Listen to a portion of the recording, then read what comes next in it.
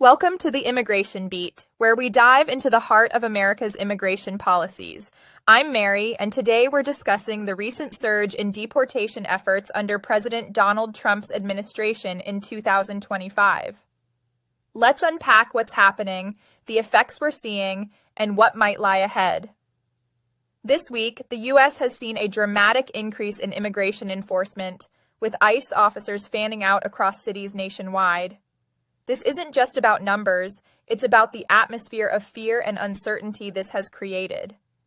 President Trump's campaign promise of a massive deportation has begun to take shape, with officers now empowered to arrest in places once considered safe, like schools and churches.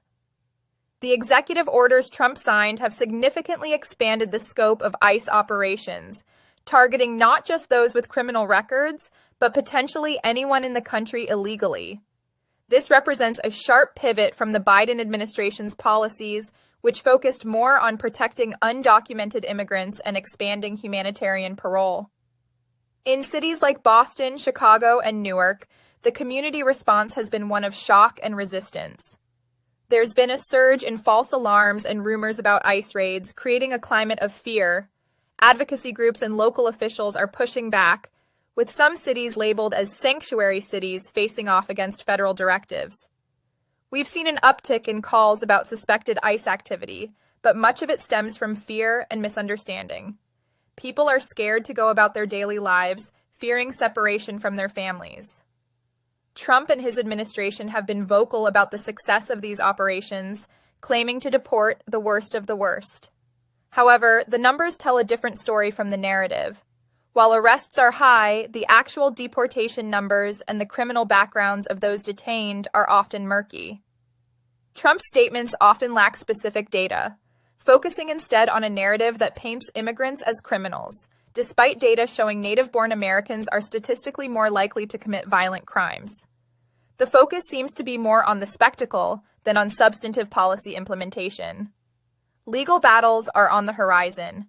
With the cessation of programs like CBP-1 for asylum seekers and the fast-tracking of deportations without adequate legal representation, the system is poised for challenge. But what does the future hold?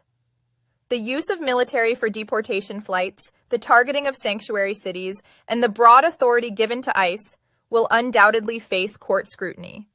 However, the immediate impact on individuals' rights to due process is concerning. We're looking at a potential overhaul of how immigration is managed if these policies continue unchallenged. As we wrap up, the current deportation initiatives paint a picture of a country divided on immigration policy. The psychological toll on communities is palpable, with many living in fear of what might come next. What's clear is that this administration is intent on making a statement, but at what cost to human lives and rights? Thanks for tuning into the Immigration Beat. We'll keep you updated on these developments. Remember, the story of immigration in America is far from over. If you found this episode informative, please share it and subscribe for more. Until next time. Like, share, and subscribe. Check description for some great links.